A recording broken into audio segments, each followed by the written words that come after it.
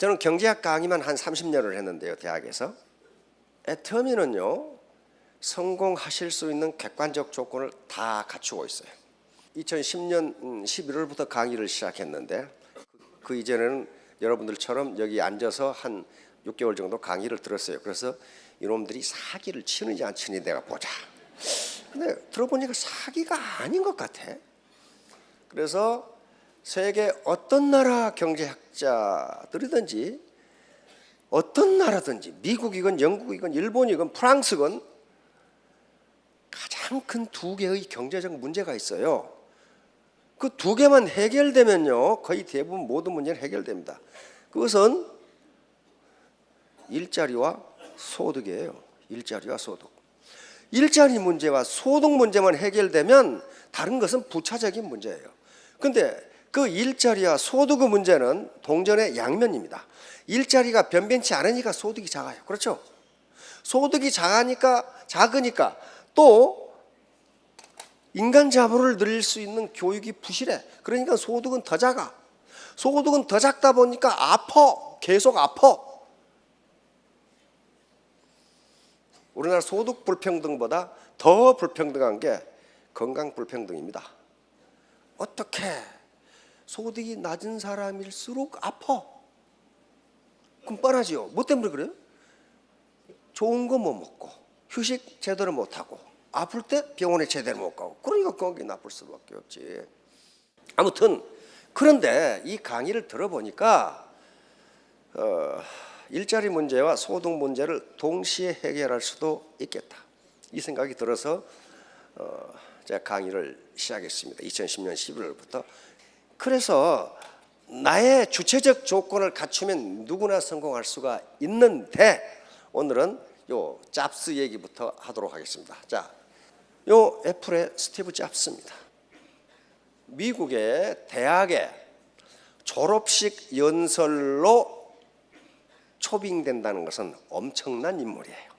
그냥 초빙 않습니다. 그래서 대학의 가장 중요한 행사가 졸업식 연설이에요. 초빙 강사 졸업식 연설. 통상 1년 전에 줘요. 무엇에 대해서 연설할 거냐. 자, 세계 최고 대학 중에 하나인 캘리포니아 스탠퍼드 대학에서 졸업생들에게 연설한 내용 중에 마지막이 이거예요.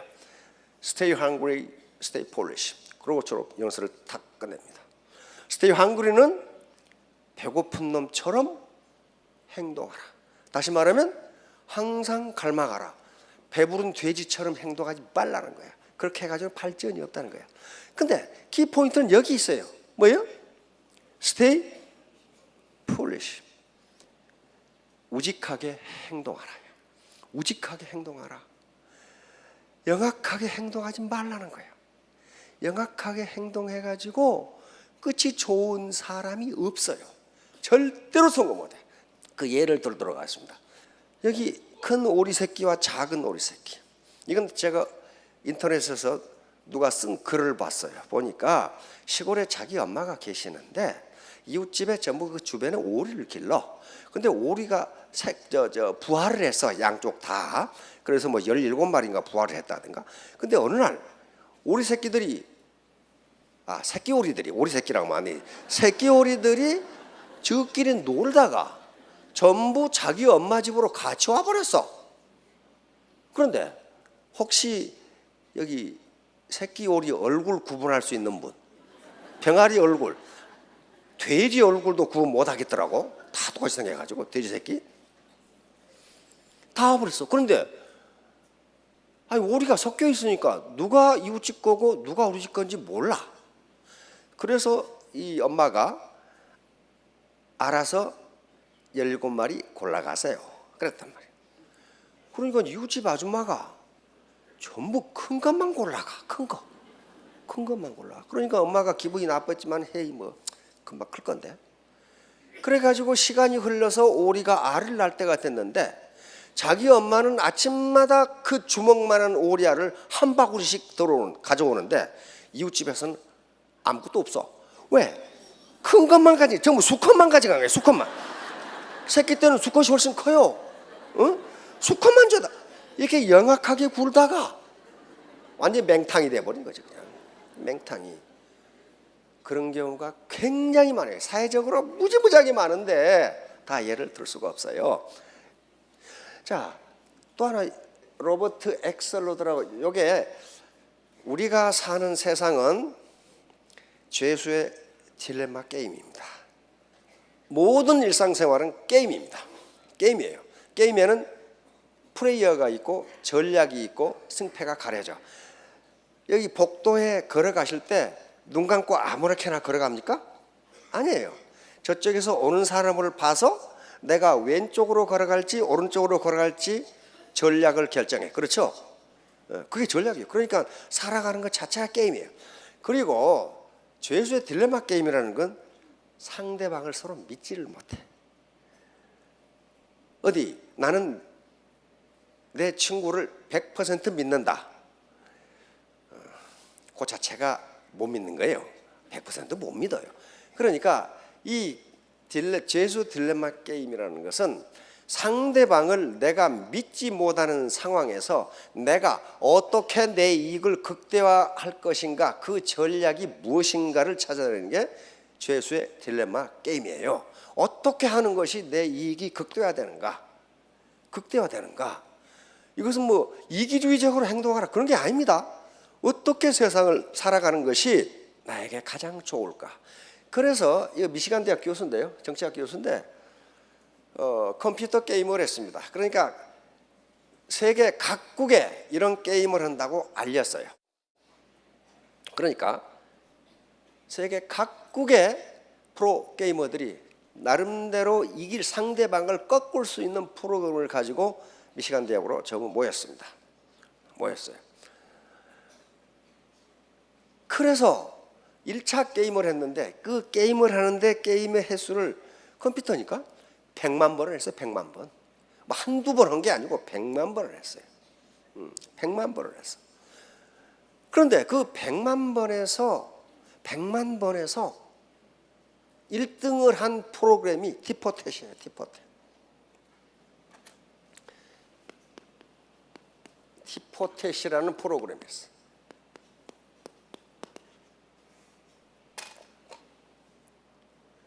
티포텟이라는 프로그램. 다시 말하면 티 뭐예요? 탁 치면 나도 가만 안 있고 탁 그러면서 친다 그 말이에요. 지금 이건 냉전 시대에 있었던 국제 전략입니다. 미국의 전략, 소련의 전략이 전부 티포텟인데 이 죄수의 딜레마 게임에서도 티포텟이 우승하더라는 거예요. 티포텟 전략은 뭐냐면 간단해요. 어떤 경우에도 먼저 배반하지 말라. 어떤 경우에도 먼저 배반하지 말라. 두 번째는 배반하면 즉각 보복하라. 야, 무시무시하죠. 왜 그러냐면 나를 위해서가 아니고 그놈을 위해서. 배반하는 걸 2번 배반했을 때 치니까 그 자식은 2번 또 배반하더라 이거야. 그러면 조직 전체가 무너져 버려. 조직 전체가. 그래서 즉각 보복하라. 세 번째는 반성하면 즉각 용서하라. 끝까지 물고 늘어지지 말라 이게. 네 번째는 당신의 행동 패턴, 나는 이런 원칙에 대해 가지고 행동한다는 것을 분명하게 알려줘라. 그거 애매하면 안 된다. 자, 그래서 다시 티포텟이 컴퓨터 게임에서 죄수의 딜레마 상황에서 우승했다. 그렇게 전 세계에 알리고, 그럼 이것이 우승했다는 사실을 알고 다시 해보자. 그러니까 다시 이제 이 티포텟을 깰 수 있는 아주 정교한 프로그램들이 많이 나왔단 말이에요. 그래서 2차 대회를 또 합니다. 2차 대회를 또 했는데 승리는 역시 티포텟이었어요. 티포텟. 자, 그래서 이제 이 엑설로드 교수가 모든 세계인들에게 이렇게 행동하라고, 이렇게 행동하는 게 가장 이익입니다. 가장 이익입니다 하고 이 결론을 내립니다. 첫째 뭐예요? 남의 성공을 질투하지 말라. 그런데 파트너의 성공을 질투하는 사람들이 있어요. 자, 두 번째 뭐래요? 먼저 배반하지 말라. 다시 말하면 먼저 약속을 지켜라. 다시 말하면 신사도를 지키라. 신사도를 지키지 않으면 집중 공격을 받더라는 거야. 그 사람은 집중 공격을 받아서 패가 망신해 버려. 자, 세 번째 뭐라고 했어요? 협력이든 배반이든 그대로 갚아라. 이게 티모테입니다. 누구를 위해서? 그 본인을 위해서 갚는다. 용서해 줬더니 또 그 짓을 하더라는 거야. 또 그 짓을 해. 그래가지고 조직 전체가 망가지더라는 거야. 네 번째 뭐라고 그랬어요? 영악하게 굴지 말라. 스티브 잡스가 한 말입니다. 영악하게 굴지 말라.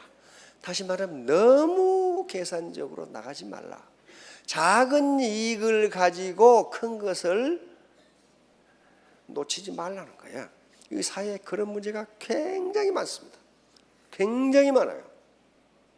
자, 이제 그러면 윤리적 행동의 기초, 그리고 모든 도덕률의 기초가 있습니다.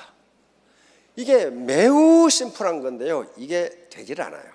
이것만 되면은 복잡한 윤리학이라든가 또는 도덕률이 필요 없다고 보는 거예요. 이게 안 돼요. 그런데 이게 안 된다고. 그래서 성경이나 논어에나 인도의 마하바라타나 전부 이 말이 들어있어요. 자, 뭐예요? 무엇이든지 남에게 대접받고자 하는 대로 너희도 남을 대접하라. 성경에 이 말씀이 누가복음에 또 나오죠. 이것을 학자들은 그래서 뭐라고 불러요? 황금률이라고 부릅니다. 골든룰이야. 이것만 되면은 모든 법률, 도덕률이 거의 필요 없다는 거예요. 근데 지가 하기 싫은 것을 저는 해. 예를 들면 누가 약속을 안 지키는 것이 싫으면 너도 약속을 지켜라 하는 거예요. 누가 거리를 오염시키는 것이 싫으면 너도 오염시키지 말라 하는 거예요. 누가 법을 위반하는 것이 싫으면 너도 법을 위반하지 말라. 그렇게 하면은 사회가 시끄러울 게 아무것도 없어요. 그래서 이걸 학자들은 골든 룰이라고 합니다. 황금률이에요. 황금. 모든 의사결정, 윤리적 행동이냐 아니냐를 따지는 기본이 바로 황금률입니다. 골든 룰이라고 하는 거예요. 얼마나 심플해요. 이 심플한 게 안 된다고요. 안 돼요. 이건 성경에 있는 말씀이고, 다음 논어에 있는 말씀을 봅시다. 자, 요거예요. 차공은 공자의 10대 제자 중에 한 사람이고, 저기 중국 곡부에 가면은 공자님 묘가 있습니다. 공자님 묘가 있는데 그 옆에 사당이 있는데 그게 자공의 사당이에요. 자공은 엄청난 부자였습니다. 아주 그 무역업의 산신령이었어. 돈을 엄청나게 벌었어요. 자, 그래서 공자가 유명해진 것은 이 10대 제자 중 한 사람인 자공 덕분이 큽니다. 왜냐하면 공자님이 갑자기 돌아가셨을 때 가장 원로가 가장 선배고 가장 엑셀런트한 사람이 자공이었어요. 자공. 그러니까 스승이 제자가 3,000명이나 있는 스승이 느닷없이 돌아가서 일주일간 그 골고루 죽어버렸어. 그리고 어떻게 완전히 공황 상태에 빠지죠. 이때 누가 수습해야 돼? 가장 수제자가 수습해야 돼. 그렇죠? 가장 연령이 높은 수제자가 수습해야 돼. 자공은 다른 제자들은 다 자기 나라로 갑니다. 그때 춘추 전국 시대니까. 자공은 가지 않고 3년간 심효사를 합니다.